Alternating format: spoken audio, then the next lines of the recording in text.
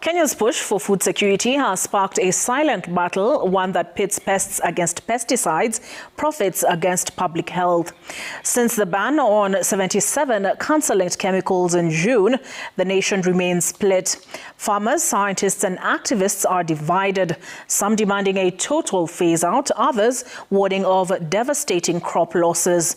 Emily Chabet reports on how Kenya's drive for food self-reliance clashes with the need to protect farmers and consumers. In Kenya, the battle for safe food is no longer just about what ends up on your plate. It's about how it got there, from the farm to the dinner table. Questions linger. Just how safe is the food we eat? Meet Henry Ogola, a farmer and certified spray service provider from Boror village in Rongai, Nakuru County.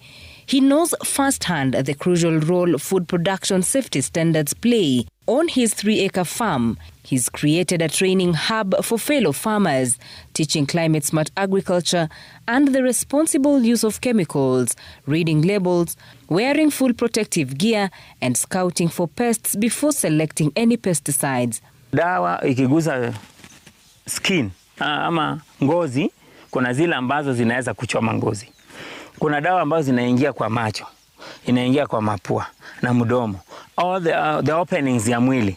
So mimi lazima nivae vizuri wakati ninapopiga hizi dawa ili isinidhuru mimi mwenyewe. As a trained service provider, simple tools like these color-coded traps help him identify which pest is present, so he uses only what is needed, a method that saves both the crop and the farmer. Hizi trappers niseme naenda kupigia mkulima dawa na nimeshamfunza jinsi ya kuweka trappers kwa shamba. Tutajua ni mdudu gani yuko kwa shamba.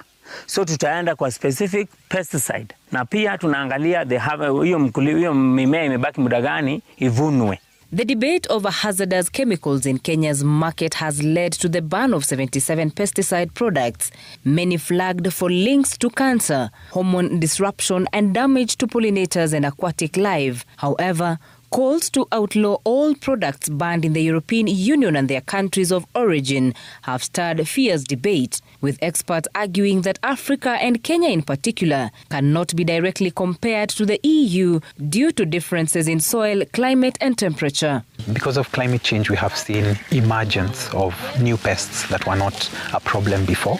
We have had emergence of new pests in various crops, such as fall armyworm. We've had issues with fruit flies where they never used to be such a big problem before. We've had issues to do with false codling moth and tuta absoluta or tomato leaf miner in tomatoes. EU is in temperate kind of climate, meaning that they have seasons, winter and summer and everything else. So they can manage to control pests during when everything is freezing. There will be no pests, isn't it?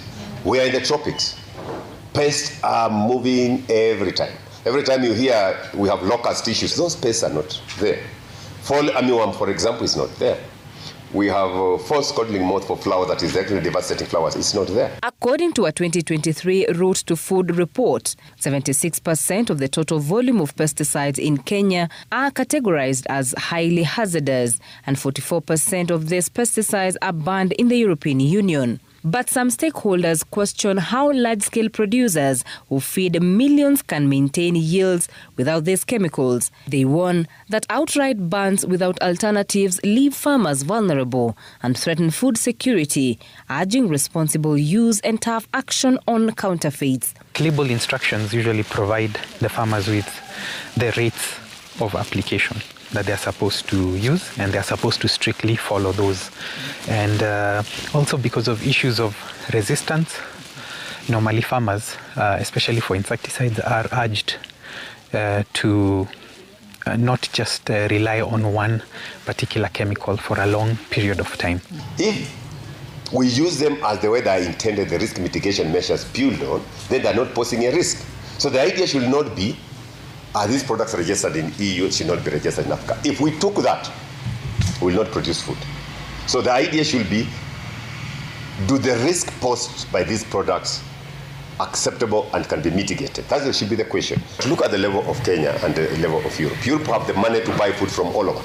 They can even stop producing and import food. AAK Grow has trained over 2,600 spray service providers across 16 agricultural counties to promote responsible pesticide use and improve food safety. For a small fee of between 50 shillings and 100 shillings per pump, SSPs help communities apply chemicals safely and ensure proper disposal of used containers. It is actually classified as hazardous, so it cannot be used for domestic uses as a container. But it is essentially supposed to be punctured and then first of all triple rinsed, just to make sure that all those residues of chemical are removed and put in the spray tank, and then puncture the container and put it in this particular canister. Mutai says farmers should be incentivized to dispose of pesticide containers safely, noting this would greatly reduce risks to communities and livestock. Collection and transport of pesticide containers must be handled by authorized agencies, with destruction preferably by incineration to minimize environmental impact. These measures are crucial for safe farming, high yields and lower health risks. Farmers like Henry are trained to strictly observe pre-harvest intervals, the time between spraying and harvesting, to prevent chemical residues from entering the food chain. Stakeholders say the fight against unsafe pesticides require more than bans. It demands significant investment in farmer training, safe alternatives, and tougher enforcement against counterfeit products. Food safety starts here at the farm. Any small mistake from the farm can affect the food on your table. Some farmers have already taken a step to ensure that the food that they farm are safe for you and your families. Emily Chebet, Citizen TV, Rongai, in Nakuru County.